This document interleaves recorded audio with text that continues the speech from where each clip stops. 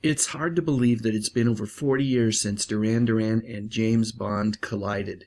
If you were around in the mid-'80s, you probably remember that you couldn't turn on the radio without hearing those loud orchestra hits or Simon Le Bon's distinct voice. It was a weird mix of high-stakes spy drama and bright pop music, but somehow it worked perfectly. Let's turn on the Retro Music Memories infographic machine and take a trip down memory lane to learn the real story behind Duran Duran's A View to a Kill. The song is a classic now, but the story about how it happened, well, it's even better than the song itself because it's so wonderfully messy. It didn't happen because of a boardroom meeting or a carefully planned marketing strategy. It happened because a bass player had too much to drink and decided to be a little bit rude to a movie producer.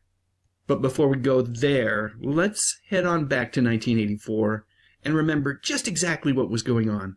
Duran Duran was arguably the biggest band on the planet at that moment. They were dominating MTV, selling millions of records. John Taylor, the band's bass player, was living the dream. But he was also just a massive fan of James Bond movies at heart. Like so many kids who grew up in Britain, he was obsessed with James Bond.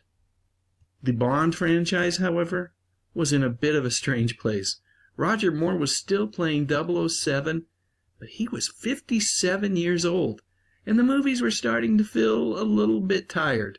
They were still fun, that's for sure, but they felt stuck in the past, especially the soundtrack's theme songs. They were full of soft strings and slow singers, which was great for the 60s, but it didn't really match the energy of the 80s.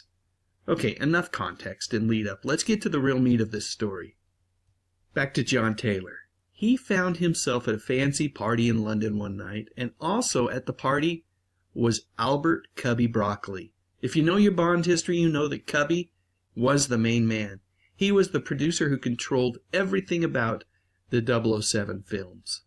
So anyway, John had been enjoying the open bar.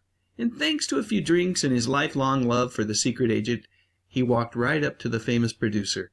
He didn't introduce himself politely or ask for an autograph.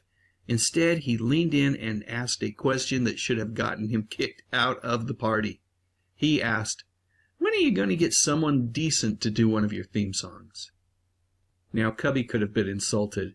He could have dismissed the young pop star with the big hair, but he didn't. He paused and he thought about it, and he realized that maybe John was right.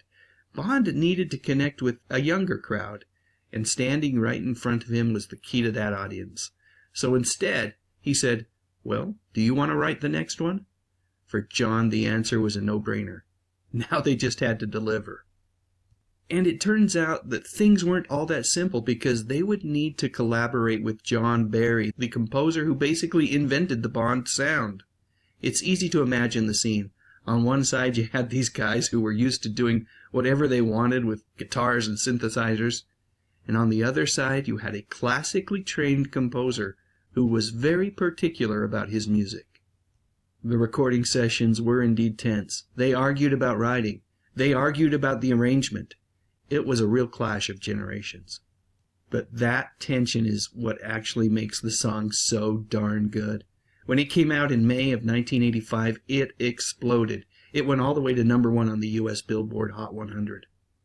And here is a detail that always surprises people. A View to a Kill is still the only James Bond theme song to ever hit #1 in America. Think about all the huge artists who have done Bond songs. None of them, including Paul McCartney, ever hit the top spot on the US charts. The music video was everywhere too. It showed the band running around the Eiffel Tower, pretending to be spies. It was silly, but it was also kind of cool. It made them look like they were part of the movie. Alright, let's turn the infographic machine off now. The movie itself, A View to a Kill, is not usually at the top of anyone's list of favorite Bond movies. It's a bit cheesy, and Roger Moore was definitely ready to retire the tuxedo. But the song? I've got to say, it has outlasted the film. It proved that you do not always have to play by the rules. And sometimes, you just have to walk up to the person in charge, even if you're a bit tipsy, and ask for what you really want.